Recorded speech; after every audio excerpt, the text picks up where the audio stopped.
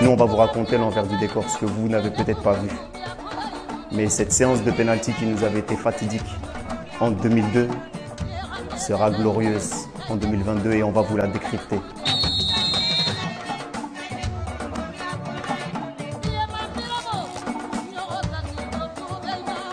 Le Sénégal est enfin champion d'Afrique.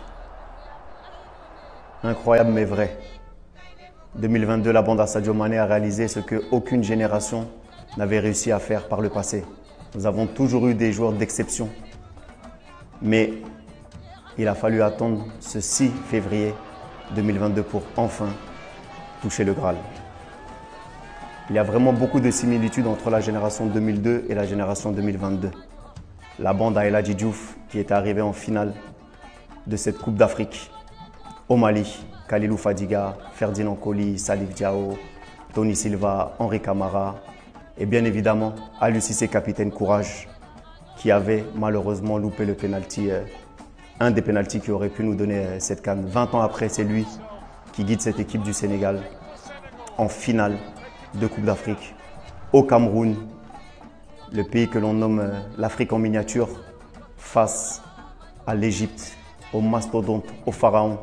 7 fois titré, la finale de rêve, et c'est de décrocher la première étoile face à l'équipe, la nation aux 7 étoiles. Bien évidemment, il y avait eu cette finale en 2019 face à l'Algérie, c'était un autre contexte, c'était d'autres joueurs. Nous n'avions pas Edouard Mendy et Koulibaly lors de cette finale. Et nous, on va vous raconter l'envers du décor, ce que vous n'avez peut-être pas vu.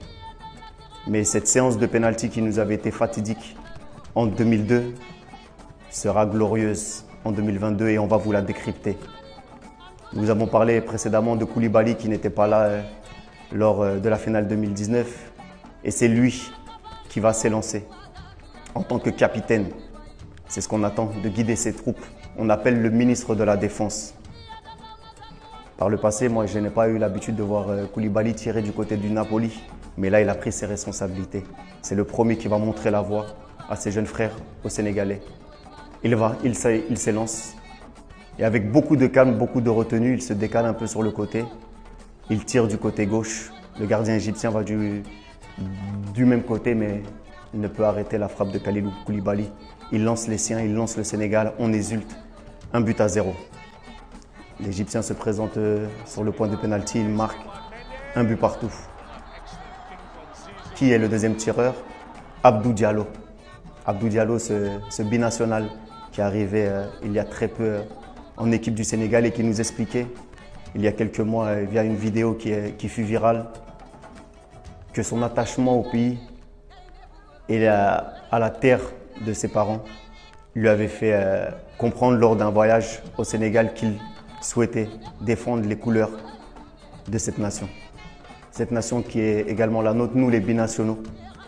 Par le passé, Sylvain Ndiaye, Habib Beye, moi-même et tant d'autres pendant toutes les générations qui, malgré que nous ne sommes pas nés ici au Sénégal, nous nous sentons appartenir à ce magnifique pays qu'est la Teranga, puisque en réalité, vous n'êtes pas plus sénégalais qu'un autre lorsque vous naissez dans un endroit, c'est l'appartenance et c'est surtout ce que vous ressentez dans votre cœur qui est important. Donc il a tiré pour tous les binationaux sénégalais et d'ailleurs. On le voit, il s'élance également, 2 défenseurs centraux, chose qui est assez rare. Il y va, avec beaucoup de calme, il ouvre son pied gauche. 2-1 pour le Sénégal. Le joueur égyptien s'élance également, le deuxième, il tire sur le poteau. La balle revient, Edouard Mendy, d'un réflexe extraordinaire, baisse la tête.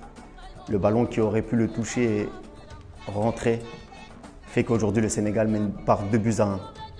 Le troisième tireur, Bounassar, également qui a réalisé un tournoi extraordinaire, peut-être l'un des meilleurs Sénégalais que l'on a entendu pendant très longtemps. Il tire, malheureusement son tir est arrêté. Mais vous savez, pour que l'histoire soit belle, il faut des mélodrames, il faut de l'émotion. Et vous verrez que par la suite, on ne lui en tiendra pas rigueur. Il se tient la main, le visage dans les 2 mains, mais ses coéquipiers viennent à sa rencontre et lui disent « Sois serein ». Le joueur égyptien s'élance, il tire, il marque. Égalité parfaite. Notre petit prodige, Bamba Dieng, voilà, une des révélations du tournoi. Le pur produit sénégalais, formé à l'Institut Djambar, chez le précurseur, le président CRC, qui a fait énormément de bonnes choses, dont sont sortis notamment Saliou Ciss, Idrissa Gana Gueye également présents dans cette équipe qui seront, vous verrez, champions d'Afrique. Il représente la formation à l'africaine, la formation à la sénégalaise. Sadio Mané, Saliou Ciss, Idrissa Gana Gueye, Ismaïla Sarr, Pape Sarr et j'en passe. Tous sont sortis de nos centres de formation ici. Cela démontre qu'il y a du talent et qu'avec un peu d'infrastructure, nous pouvons sortir des champions d'Afrique. Il s'élance l'insouciance, la froideur et le talent. Il ouvre son pied, il envoie le gardien de l'autre côté. On reprend l'avantage. Au tireur égyptien de s'élancer, il y va. Il a face à lui l'un des tout meilleurs gardiens du monde, si ce n'est le meilleur. Le joueur égyptien s'élance. Edouard part du bel côté sur sa droite. Il arrête le tir du joueur égyptien. Le Sénégal peut à ce moment-là remercier Edouard Mendy. 5e tireur, Sadio Mané, l'enfant béni, l'enfant de Bambali. Celui que toute l'Afrique aime. L'humble, le travailleur, celui qui a franchi les paliers les uns après les autres. Lui qui a pleuré en 2017 lorsqu'il était le 5e tireur face au Cameroun et qu'il avait malheureusement loupé cet exercice. Il était inconsolable. Tout le monde était venu vers lui, notamment Aliou Cissé qui l'avait retenu. 2019, il avait pleuré une nouvelle fois lorsqu'on avait perdu face à l'Algérie. Sadio Mané, c'est quelqu'un qui s'est forgé un mental d'acier. On se souvient qu'il a perdu la finale de la Ligue des Champions et que l'année d'après, il l'a gagné. Il s'est retrouvé une nouvelle fois au devant des projecteurs. Lui qui avait perdu le ballon d'or africain, ici même au Sénégal face à Mohamed Salah, l'année d'après, il le gagnait en terre égyptienne chez les pharaons, devant son ennemi juré. Une nouvelle fois, Sadio Mané pouvait rentrer dans l'histoire. Une finale de CAN perdue en 2019, il se retrouve 2 ans, voire 3 ans après, à un pas du sacre. Il avait, dans ce même match, loupé le pénalty auparavant. Ce n'est pas forcément un expert en la matière, mais sa force de caractère et son état d'esprit allaient nous permettre peut-être de toucher le Graal. Sadio Mané, qui s'était un peu décalé de ses coéquipiers lors de cette séance de pénalty, il savait que l'histoire serait belle pour lui. Mieux qu'un film de Spielberg, aussi beau que tous les scénarios que vous auriez pu vous imaginer, Sadio Mané a la balle à ses pieds pour offrir au Sénégal sa première Coupe d'Afrique des Nations. On le voit, la différence du pénalty dans le match. Il part avec beaucoup de détermination. On voit que ses pas sont affirmés. À peine l'arbitre siffle, Sadio Mané fonce sur le ballon et avec tout ce qu'il a en lui, tout le diom, toute la teranga, toute la hargne de tous les Sénégalais, expédie le ballon dans le petit filet et offre cette première étoile au Sénégal. L'histoire est belle, l'histoire est fantastique.